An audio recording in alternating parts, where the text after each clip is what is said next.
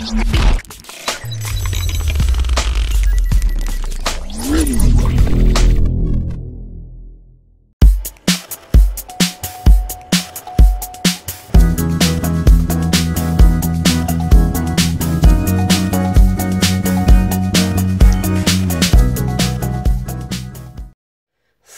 à tous, on se rejoint aujourd'hui pour une nouvelle vidéo de je sais pas.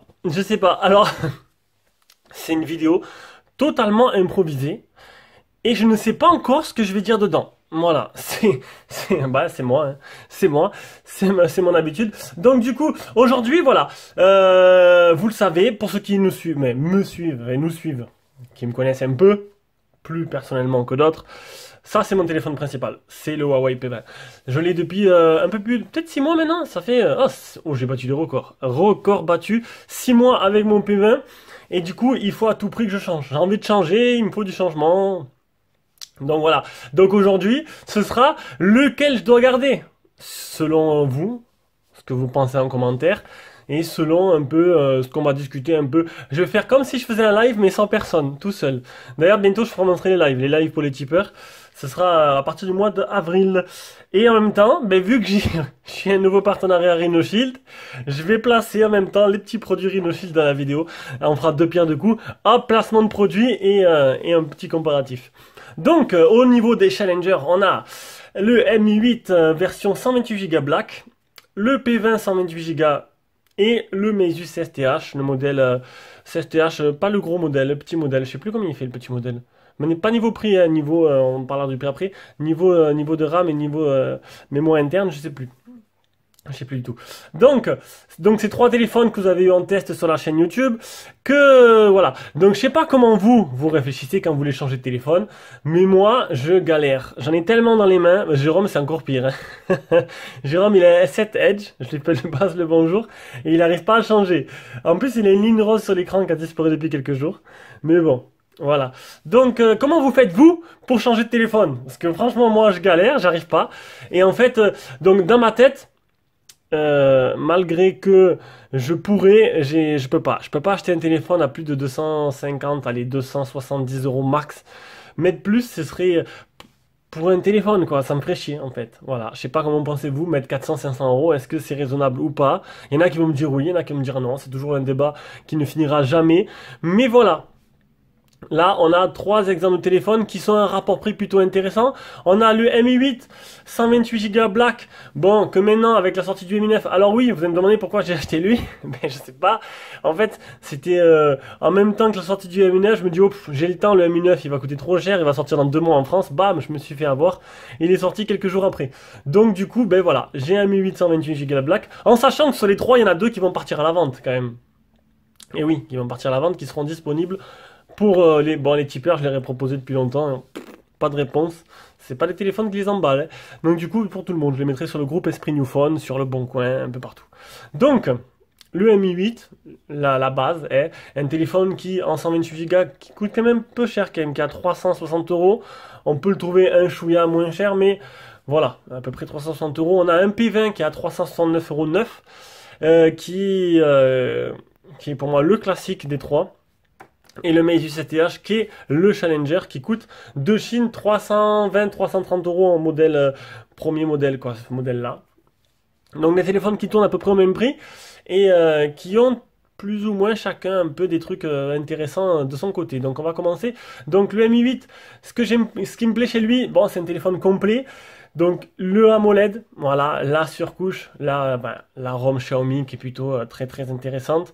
Là c'est Xiaomi quoi, Xiaomi c'est un peu le nouveau challenger. Enfin, ça fait longtemps que moi je le sais, d'autres le savent pas, mais Xiaomi, à mon avis, ils vont aller très loin, vu ce qu'ils font et vu comment ils sortent leur téléphone et la qualité qu'ils mettent dedans, et le prix surtout.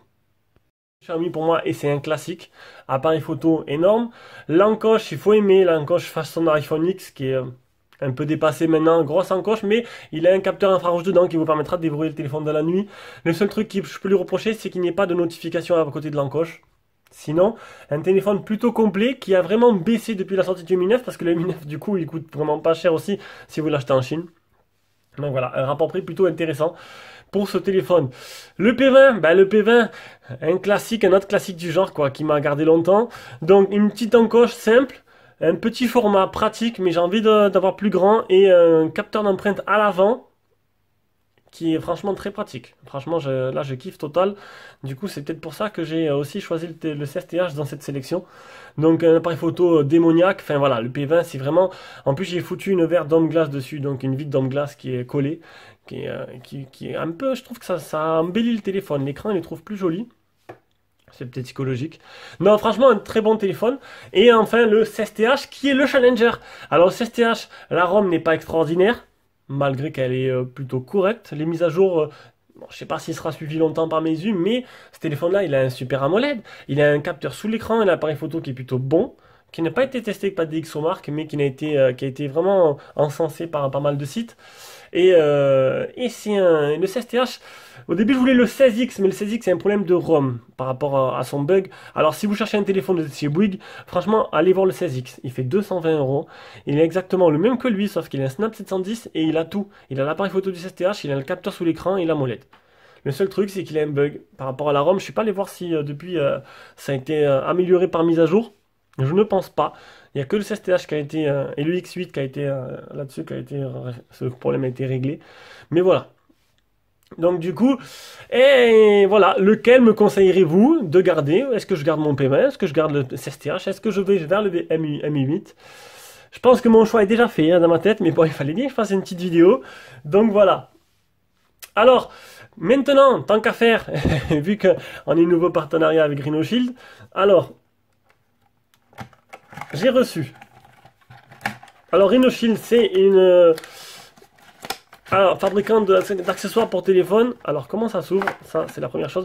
Accessoires pour téléphone, c'est des coques qui sont pas données, mais on va dire c'est voilà, des coques de luxe. Des coques de luxe.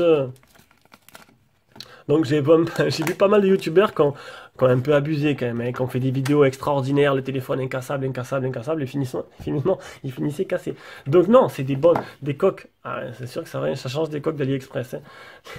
Ça n'a rien à voir avec les coques d'AliExpress. C'est sûr que si tu arrives à le faire tomber, à le casser, bon, ça peut arriver, hein, mais c'est que vraiment, voilà. Donc c'est des coques qui sont pas données, entre 30 et 40 euros. Mais voilà, si vraiment tu veux protéger, tu tiens à ton cher téléphone, ça peut être intéressant. C'est vrai que comparé... Alors, elle est où? Elle est où la coque? Elle est où? Voilà. AliExpress, 1 euro. C'est là où je me fournis. Et voilà, ça n'a rien à voir. C'est sûr que là, c'est vraiment du béton armé le truc. Donc voilà, ça c'est pour le P20. Alors j'offrirai la coque en même temps. Voilà, une petite coque à 40 boules. Je l'offrirai à celui-là qui voudra acheter le P20. Hop, tac. Ah ouais, ensuite, ils m'ont envoyé quoi? Eh ben tiens, j'offrirai la coque et le verre trempé RhinoShield. Il y en a pour 50 euros les deux là. Celui-là qui sera intéressé par le P20. Alors, qu'est-ce qu'il y a dedans? Ça, c'est pour enlever les bulles d'air. Un verre trempé anti-explosion, c'est ça qu'ils m'ont envoyé? Alors, Impact Protection, Screen Protector, RhinoShield. Check Proof Optical Clarity. Avec 6 surcouches. Ouais, bon, ça a l'air plutôt pas mal. Donc, un petit verre trempé. Bon, dessus, il y a déjà une dome glace dessus. Donc, pour ceux qui voudra, il enlèvera. Il me mettra le verre trempé RhinoShield. Et j'ai reçu en même temps pour le Mi8 qui est là. Donc, pareil, si c'est le Mi8 que je vends, j'enverrai la coque du Mi8. Et pour le CSTH, ils font rien. Donc, du coup, j'ai dû me débrouiller. J'ai acheté sur Ali. Petit truc pour enlever la bulle d'air. Ça, c'est pour enlever la poussière et le même système. Voilou. Donc voilà, premier partenariat RhinoShield. Je vous mettrai un petit lien en dessous de la vidéo. Ils m'ont pas envoyé le lien d'achat. Je les contacte. Allez, donc, ben voilà, c'était une petite vidéo. Alors, lequel parmi vous préférerez que je garde?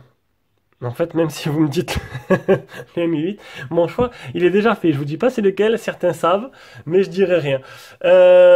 Donc voilà, allez, sur ce, ben, c'était une vidéo, voilà, comme ça, c'est tout, pour combler le lundi ou mardi, je sais pas quand je la mettrai, pour faire une pierre de coups.